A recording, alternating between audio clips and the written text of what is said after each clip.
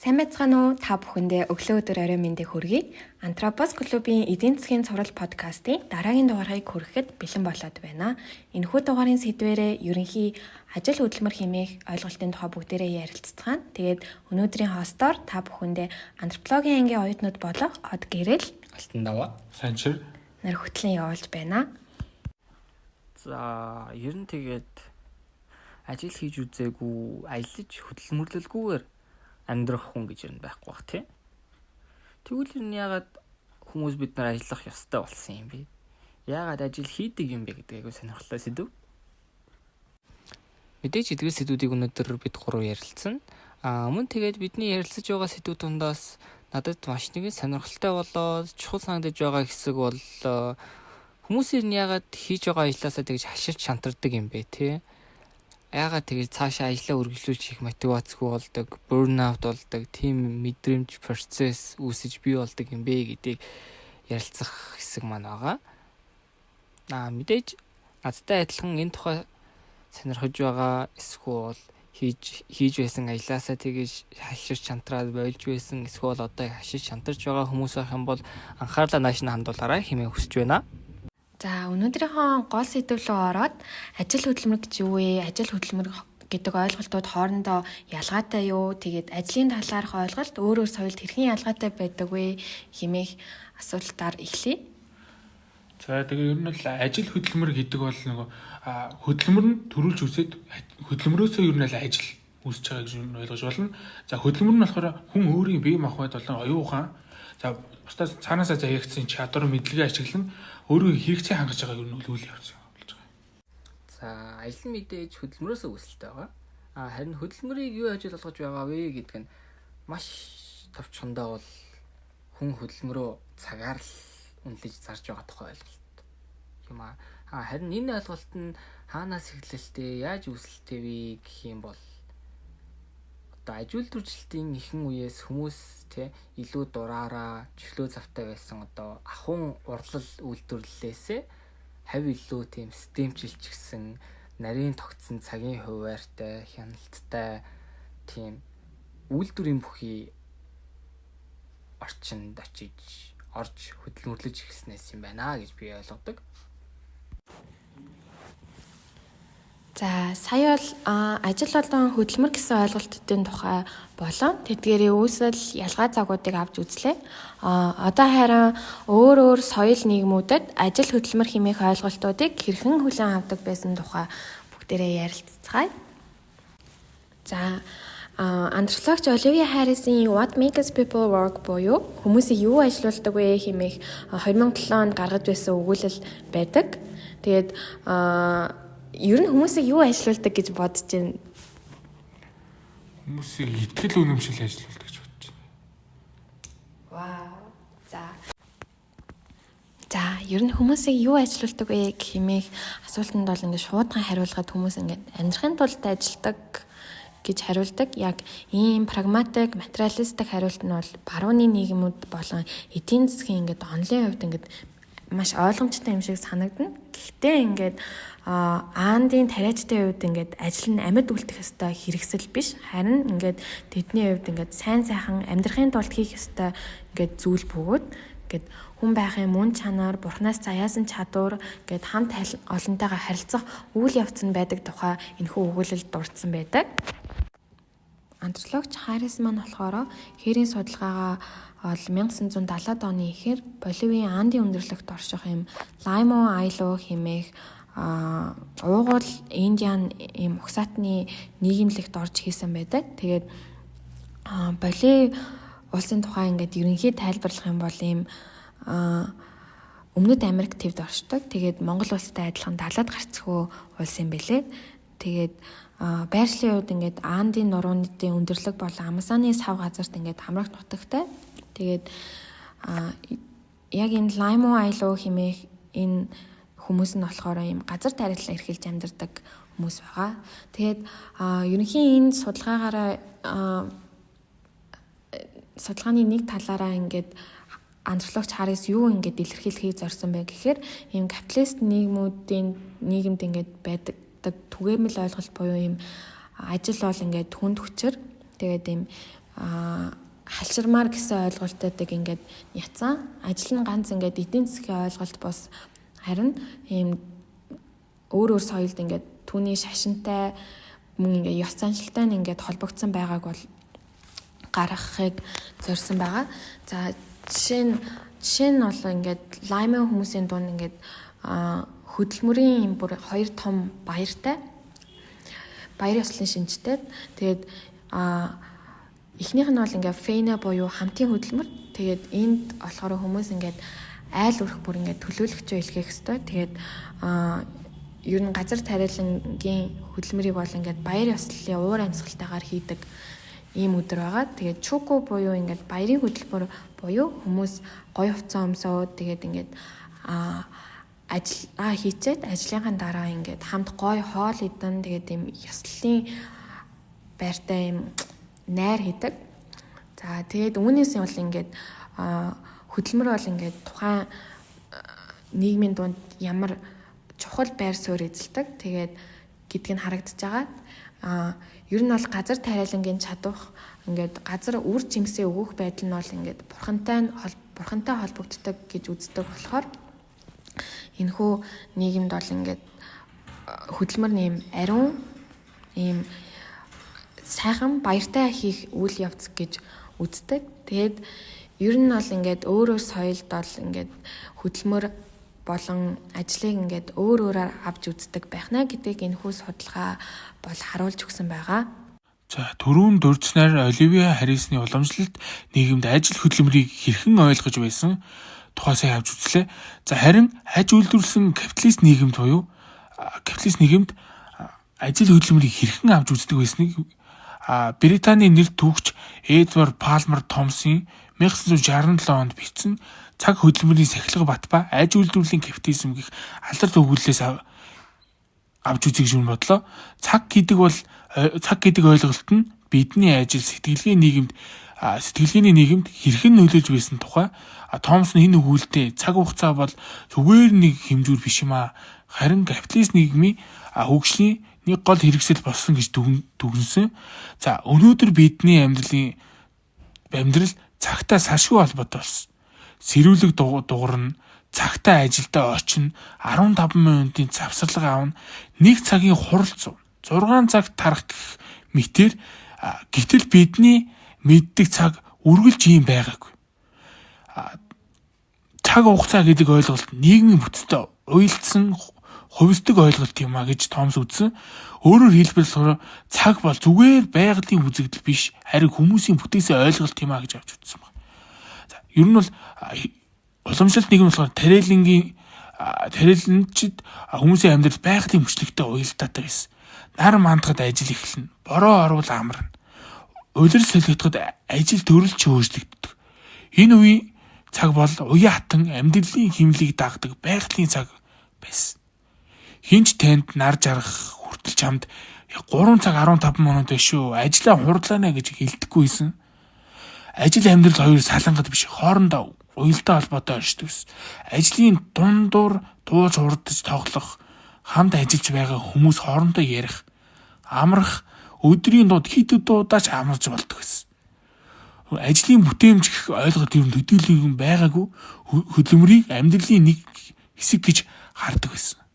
Ажил хийснээр болохоор амьдралын хэрэгцээг хангах нь гол зорилгоо болгосон илүү ашиг олох зорилго багтай. Ер нь авч үзэх юм бол ажлын дараа амьдрах цаг үлддэг. Хүмүүс хоорондоо дуу шуурдаа сэтгэлийн амраа чөлөөтэй амьдрах тэдэнд цаг хугацаа байсан. Гэвч аж үйлдвэрлэлтийн эрүү үеийг гарч ирэхэд бүх зүйлээ өөрчлөгдсөн байна. Оронгороо хэрэгсэн. Хүмүүсийн амьдралын хэмнэл нар бороо биш. Зөвхөн харин цагийн зөв захирч эхэлсэн байна. Механик цаг гарч ирснээр цагийг хэмжиж хянах нарийн тооцоолох боломжтой юм болж ирсэн. Энэ болохоор капиталист нийгэмд хөрөнгөжий гэж бодсон хүмүүст илүү ашигтай болж ирсэн байна. Өнөөдөр бид ажлын цаг гэдгийг мэднэ. Бүгд л ажлын цагт болон хичээл сургуулийн цагт яг хэдэн цагаас тэдэн цаг хүртэл гэсэн ойлголтын дор байж эхэлж байна. 9-6 хүртэл нэг цагийн завсарлага 5 хоногийн ажлын хуваар сараараа гарч ирдэг бүх юм цагийн дагуу зохион байгуулалттай. Одоо биднээсээ амьдрал цаггүйгээр ямар салшиг болж ирсэн. Гэхдээ энэ бол бидний түүхийн хувьд харьцангуй шинэлэг ойлголт болж ирснийг ер нь том савч үзсэн. Аж үйлдвэрлэлтээс өмнөх хөдөлмөрийн амьдрал илүү уяатай амьдралын нөхцөлд суурилсан байсан бол хүмүүс тариалан эрхэлдэг жижиг гар урлал хийдэг байсан. Тэд ажлын цагт баригддаггүй байснаар маш онцлог баг. Харин хизээ ажлаа хийгээ өөрсдөө шийддэг гэсэн. Жишээ авч үзэх юм бол гэрийн үйл ажиллагаа, ёслолын баяр, захын өдөр эсвэл цаг агаараа ажлын эмнэлгийг ер нь тодорхойлждаг гэсэн. Зарим үед болохоор бүтэн өдрийг баяр тэмдэглэж өнгөрөөх нь зүгээр л энгийн үзэгдэл гэсэн. Гэвч 18 дугаар зууны төгсгөл буюу 19 дугаар зууны ихэнх гэхэд бүх зүйл өөрчлөгдсөн байна. Үйлдвэрийн систем, капитализмын шинэ хэлбэр эсвэл ажлын цагт барих шаардлага тавьж ирнэ гэсэн байна. Олон хүн анх удаа уурын машин, хөрөнгийн үйлдвэр, төмөрлөгийн цехүүдэд цуглаж гисэн. Энэ тодорхой цагт ер нь ажилдаа ирэх, тодорхой цагт тарах, завсарлах, багтай, тасралтгүй хөдөлмөрлөх шаардлагатай болж эхэлсэн байна. Маш сонирхолтой тийм ээ. Тэгвэл ер нь ягаад хүмүүс илүү тийм завж хөлөөтэй амар тайван хөдөлмөрлөдөг байсан юм бэ? Ягаад ер нь заавал үйлдвэрт очиж одоо хөдөлмөрлөх хэрэгтэй болж байгаа юм? Тэгвэл үүнийг тайлбарлахын тулд анхны инфлюенсер гэгдээд байгаа одоо энэ хүмүүсийг ер нь ярих нь зүйтэй. Одооны инфлюенсерүүд бол биш шүү. Энэ хүмүүс тэгвэл юу хийдэг байсан юм бэ гэвэл нөгөө одоо юм ахуун ураг төрлийн юм шинжтэй одоо энэ урлал үйлдвэрлэл одоо хийдэг байсан өрхүүдэд очиод тодорхой хэмжээний одоо ингээд бүтээгдэхүүн хийлгүүлж авах захиалга ер нь өгж хийлгүүлж хэлж байгаа юм л да. Явандаа одоо энэ өөрсдөө түүхийд материал авчирч өгч бүтээгдэхүүнийг хийлгэж эхэлсэн дээр одоо уг өрхийн урлал үйлдвэрлэлд нь бүтээгч биш илүү гүйцэтгэгч болж хөрж байгаа юм л да. Тэгвэл гэртээ ингээд үр бүтээл муутайхан тий хөдөлмөрлөж байгаа хүмүүсийг одоо үйлдвэрийн орчинд авчирч ажилуулж эхлэх юм бол мэдээж хамаагүй илүү бага хугацаанд илүү их бүтээмжтэй ажиллаж хөдөлмөрлөж байгаа. Буцааж ярилцаж байсан сэдвлөгөө орох юм бол капитализмын одоо ингээ хамгийн хүчтэй зэвсэг бол одоо ингээ цаг хугацааг үнэлж ашиглах байрал юм аа гэж Томсон үздсэн байгаа. Одоо тэгвэл аж үйлдвэрлэлтийн үед одоо ингээд машин бүр одоо ингээд минут тутамд бүтээгдэхүүн үйлдвэрлэдэг байж. Харин ажилчид нь тэр машиныг одоо ингээд дагуу хөдөлж одоо ингээд цагт хэдэн шиг хийж чадж байгаа вэ гэдгээр үнэлэгдэх болсон байна. Тиймээс цаг хугацаа бол одоо ингээд бүтээгдэхүүн шээ. За тиймээс цаг хугацаа одоо ингээд бүтээмжийн хэмжүүр одоо ингээд зардал тооцох нэгж ашиг тооцоолох хүндэс болж хөрж эхэлж байгаа юм л да. Мөн тэгээд одоо Томсны онцолдог бас нэгэн өөр зүйл бол цаг хугацаа одоо ингээд капиталист системийн одоо ингээд ашиг олдог одоо ингээд гол валют болж хөрж эхэлж байгааг их онцолдог юм байлээ. Үйлдвэрийн тогтолцоонд одоо ажилтнуудыг цаг баримтлах, сахилга баттай байх шаардлагад одоо оруулж эхэлж байгаа. Цаг хугацаа бол капиталист нийгэмд үнцэнтэй нөөц болж байгаа бөгөөд ажилчин хүний зүй зохистой байдал нь цаг ашиглалтаар нь одоо хэмжигддэг болж байгаа. Үйлдвэрүүд ажилчдаа нарийн цагийн хуваарын дагуу одоо ингэж зохион байгуулж цагт хуваарлсан одоо хяналтын систем бий болгоод одоо хоцруул одоо ингэж торгуултай файнтай байдаг. Илүү цагаар ажиллавал илүү нэмэлт цалин өгдөг тий. Тэгээд завсалга нь хэтрүүл бас цалингаас нь хасал хийдэг ингээд ажил хийхгүй байх одоо ингээд цаг алдах нь одоо ингээд ёр суртахуун гэж үздэг болж хэлж байгаа юм. Тэгвэл амралт завж хөлөө одоо гэмт үйлдэл шиг одоо ингэж ойлгогдож мэдрэгдэж хэлж байгаа бол одоо ингээд ажил бол одоо ёс суртахууны одоо юм ажил хийхгүй байх цаг алдах нь одоо ёс суртахуунгүй гэж тооцогдох болсон. Амралт завж хөлөөнд гэмт үйлдэл мэттэй одоо ойлгогдож ажил бол одоо ёс суртахууны үүрэг мэт болсон. Тэгвэл ажлын сахилга баттай нийгэмд одоо ажилгүй хүн залах уу, арчаагүй мэт ойлгогдож одоо ойлгогдох боловч тий. За ажил бол ер нь ёс суртахууны үүрэг мэт болж байгаа юм. Ажлын сахилга баттай одоо нийгэмд одоо юм ажлын сахилга баттай нийгэмд одоо ажилгүй хүн одоо ингээд залах уу, арчаагүй мэт одоо ингэж ойлгогдож байгаа боловч одоо уламжлалт ийм нийгэмд болохоор ажилгүй байх гэдэг нь надад зүгээр тодорхой хугацаанд л хийх зүйлгүй байхыг хэлдэг байсан. Сая дурдсаар бол ажил хийхгүй байх, цаг алдах, ажилласаа хооцрох, өглөө ажилдаа цагтаа ирэхгүй байх гэсэн ажлын цахилга баттай нийгэмд ажилгүй хүн залахгүй юм аа гэж ойлголт байсан. Гэвч биднес уламжлалт нийгэмд ажлын цаг яг тэр тогтсон тэр цагтаа тэр өдөртөө ирэх ёстой гэдэг ойлголт байгаагүй учраас зарим хүмүүс энд дургуутж эхэлсэн байна. Томсон онцолж байгаагаар болохоор хөдөлмөрийн сахилга бат цаг цуурилсан систем нийгэмд хүчээр тулгсан зүйл байсан. Учир хүмүүс үүнийг шууд биш шууд бус аргаар эсвүүцэж эхэлсэн байна. Өөрсдийнхөө чадах гэтээ ямар ч байсан тэднээс өөрсдөө ажилласаа салахгүй энэ ажилда өөрийнхөө ар гэртээ зарцуулах цаг хугацаа хэрэгтэй байна гэж дүгнээд ер нь л эсвүүцэж эхэлсэн байна. Тэгвэл тэр эсэргүүцлийн нэг хэлбэр нь юу байсан гэж бодож байна? Энэ болохоор залхуурал юм. Залхуурал. Гэхдээ энэ бидний ойлгодог залхуу хүн гэдэг утгаар биш юм аа. Томсны хувьд болохоор залхуурал бол хөдөлмөрийн сахилга бат цагийн хатуу хэмнэлд хариу үзүүлсэн бодлоготой эсэргүүцэл гэж юу нь авч үзсэн байна. Ажилчид үйлдвэрлэлийн хурдыг зориудаар удаашруулдаг байсан. Энэ болохоор жишээгээр авч үзэх юм бол хэд хурдан ажиллавал дарга нь чи илүү хийж чадчих байна гэд стандартыг нэмчихдэг. Тийм ээ. Одоо биднээс ч гэсэн ажил дээр гараад эхлэхээр юм энийг айгуу сэтгэлээрээ хийж та амар хурдан хийж та тэгвэл надад амрах цаг гарах юм байна гэж бодож шийдэгч биднээсийг хариуцж байгаа хүмүүс болохоор энэ ийм хурдан хийж чадж байгаа юм бол энэ ажилтны дахиад ажил нэмээд өгчөө. Тэгвэл энэ надад илүү ашигтай байна гэж бодсон учраас энэ стандарт болон ажлаа нэмдэг баг. Тиймээс олон ажилч бие биетэйгээ зөвшөлтөн зориудаар удаан жигд хэмнэлээр ажлыг илүү үздэг бас илүү удаан хийх нь илүү юм байна гэж үзээд хоорондоо ярилцчихад удаан хийж эхэлсэн баг. Үүнийг Томсон болохоор хамтын эсэргүүцэл гэж нэрлэдэг. Хурд нэмэх нь өөрийгөө ч биш хамт олноо дарамтанд оруулах аюултай байж болцсгүй маач гэж авч үзсэн боловч мөн ажилчид ажлын дундуур нууцаар амарч тамхи татах, цай уух, жижиг ярныг үнүүлэх гэх мэт албан бус завсралгуудыг өөрсдөө гаргаж эхэлсэн байна. Энэ болохоор системийн хувьд сахилга батгүй байдал мэт харагддагч ажилчдын хувьд бол бие махбод сэтгэл зүйн эсэргүүцэл үзүүлж байгаамаа гэсэн нэг хэлбэр болж өгч байгааг Томсон юу н онцлсан байсан ба. Ингээд ер нь харахаар залхуурлал нь зүгээр нэг ажлаас болтох үйл байгаагүй.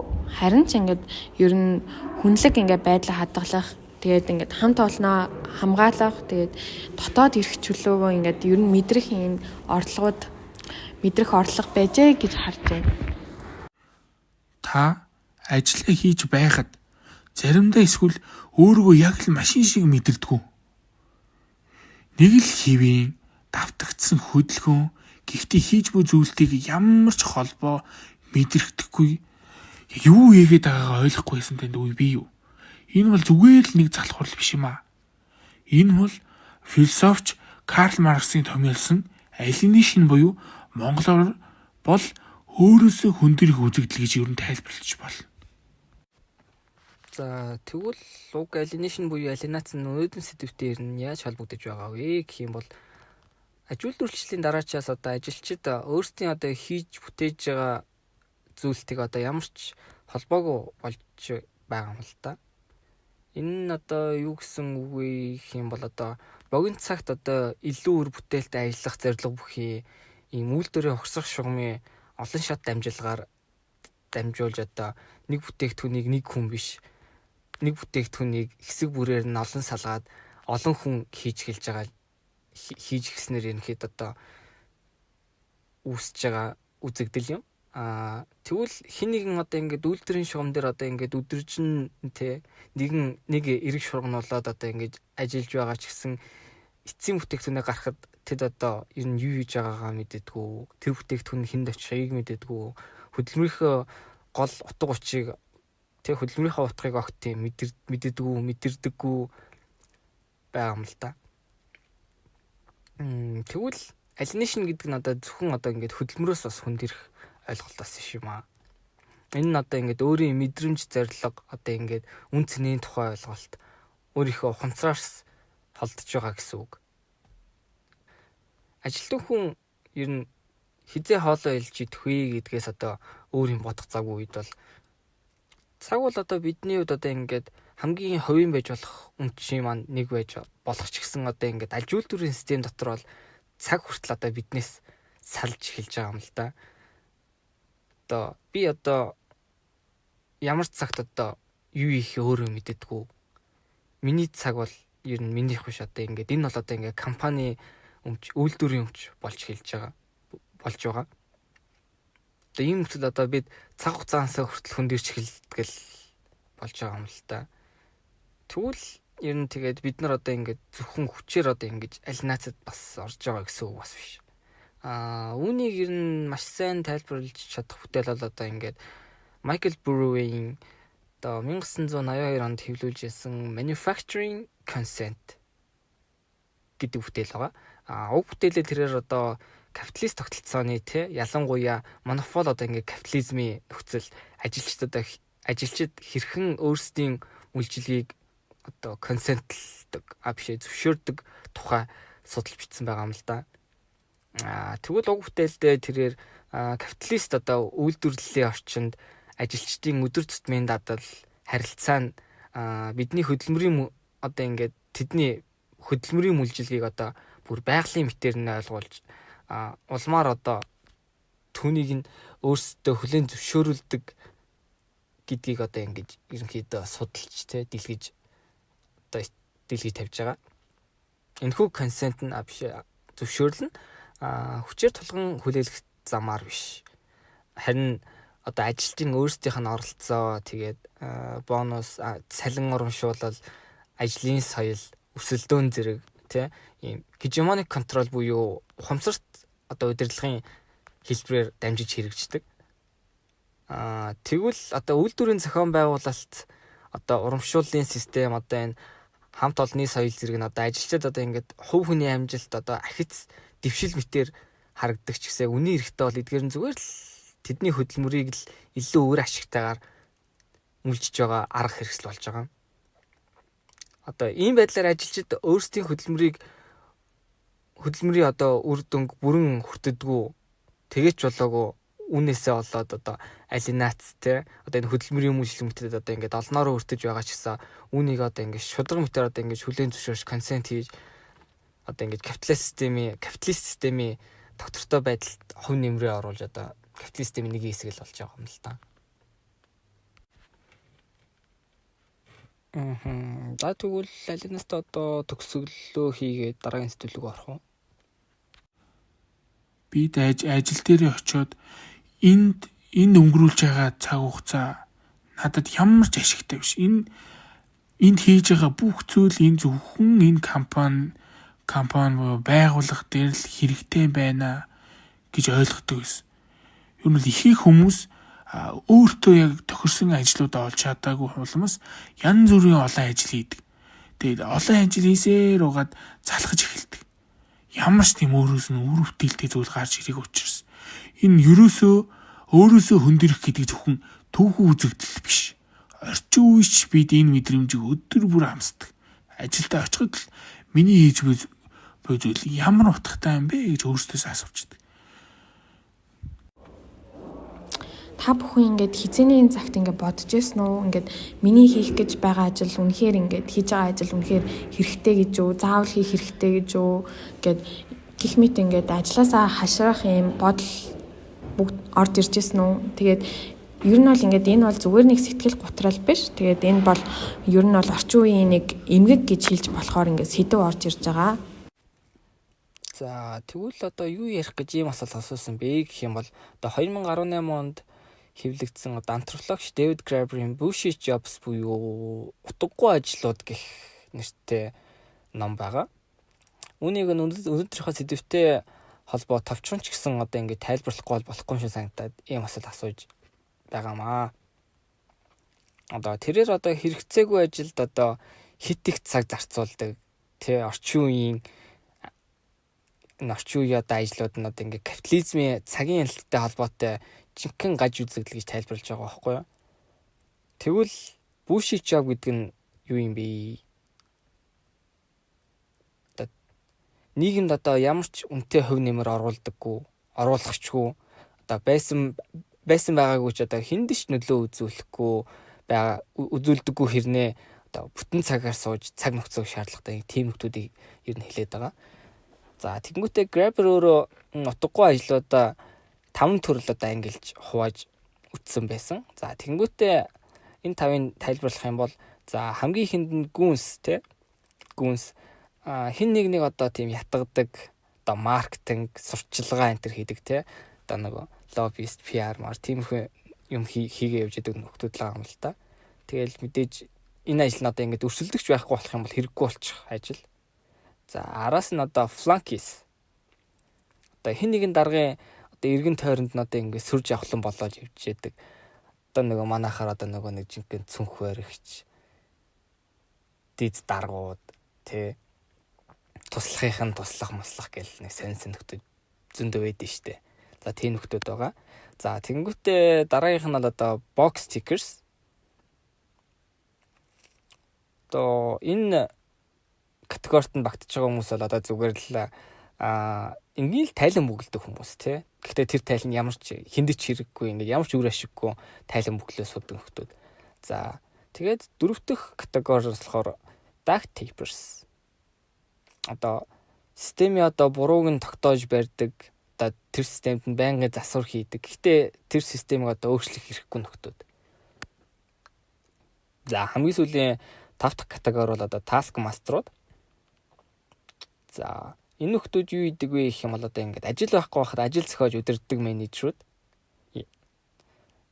За тэгээд үүнийг бас ингээд сүүлд нь онцолж ярьж байгаа нь бас учиртай. Тэр нь юу вэ гэхээр одоо ингээд ажилуулжлаас хойш одоо ингээд үйлдвэрийн ажилчдыг ерөнхийдөө цагийн үр ашигтай үр бүтээмжтэй ажиллуулах зорилгоор одоо ингээд одоо энэ форменууд анх гарч ирсэн болохоор бас онцолж сүүлдэнд дурдвал зүгээр юм уу гэж дурдж байгаа юм. За тэгвэл за хамгийн сонирхолтой юм болов гэдэг одоо ингээд энэ номд Graeber-ээр одоо ингээд хүн бүрийг одоо ажилд оруулахын тулд утгагүй ажил зохиож буй өөрөө системийн утгагүй байдал гэж Graeber хэлсэн байгаа. За тэгвэл энэ номоо базаад нэг дүүнэлт хэлэхгүй санчраа. Танд амьдралаа аваад явах ажилтайч таны сэтгэл нэг л тийм хоосоо өргөд байна. Танд асуудал энэ танд байгаа асуудал бол огтхонч биш. Энэ болохоор ажил гэдгийг зохион байгуулсан хүмүүсийн системд өөрөө эргэлзээтэй асуудал болж байгаа. Ажил гэдэг бол утгатай байх ёстой гэж өөр нь бол үзчихнэ. Утгагүй ажил бол таны буруу огтхонч биш. Харин утга гэдэг зүйл бол хамгийн чухал ойлголт юм а гэж юу нь түгэнж байна. Ажлын дараах амралтын цаг. За энэ үгийг болохоор party time гэдэг үгээр авч үзэж утсан. Ажлын дараах эсэргүүцлийн орон зай гэж юу нь бол хэлж болно. За party time-ийг ойлголт болохоор орчин үеийн нийгэмд хүмүүсийн ажил стресс дарамтаас өөрийгөө жоохон ч гэсэн чөлөөлж чадах амралт, зугаа, цэнгэл болон нийгмийн харилцаа, эрх чөлөөг мэдрэх нэгэн хэлбэр болж хөгжсөн соёл болон хөгжсөн байна. Бид 9-өөс 5 цаг бүтэн 5 цаг ажиллаад дараа нь хүн өөртөө цаг гаргана гэдэг чинь зүгээр л нэг амралт биш юм аа. Зарим хүний хувьд бол бүтэн өдрийн дарамтаас амьсгай авах орон зай болж өгч байгаа. Ажлын цаг бол бидний хувьд бол өгсөн цаг, бусдын төлөө, бүтээмжийн төлөө зарцуулах ёстой цаг. Харин ажлын дараах цаг бол өөртөө зориулах ганцхан үлдсэн мөч юм а гэдгийг ойлгож авах хэрэгтэй. Хүмүүс орой бүр найзуудтайгаа уулзах, хөгжим сонсох, бүжиглэх, согтууруулах ундаа ярилах гэх янз бүрийн хэлбэрээр өөрийгөө релиз хийждэг болов. Заримынх нь хувьд бол энэ бол энгийн нэг зуршил, өөрийн харин нөгөөд нь болохоор бүхнээс өөрийгөө төрч болов салах ганцхан арга зам юм а. Гэхдээ энэ бас сонирхолтой зүйл бий. Бидний ширүүж байгаа тэр нийгэм тогтолцоо өөрөө энэ парти соёлыг зах зээлжүүлсэн байдаг. Клубүүд, фестивалууд хит өндөр үнэтэй коктейлүүд зардаг, VIP ширээ зардаг, үнд энэ чөлөөт орон зайч бас мөнгөний тоглоомын хэсэг болж хувирсан байгаа юм. Тэгэхээр бид яг юуг эсэргүүцэж байна вэ? Юунд авчихсан байна вэ гэдгийг бодоод үзэх хэрэгтэй юм шиг. Хэрвээ тэгээд бид буруудахыг хүсэхгүй байна. Парти тайм гэх соёлыг ер нь буруудах хүсэхгүй байгаа. Учир нь хүн бүр өөрийн аргаар амьдралтайгаа тохиролцож идэг. Хин нэгэн орой бүжиглээд амардаг бол нөгөө нь гэртээ ном уншиж чимээгүй сууж тайвширдаг. Хин нэг нь клуб бол эрхчлөө, өөр нэгэнд бол хитрхи их чимээтэй зүйл юм а. Гол нь энэ бүхний цаанд бид юу мэдэрч байгаагаа таньж өөртөө үнэнч байх хэрэгтэй юм а.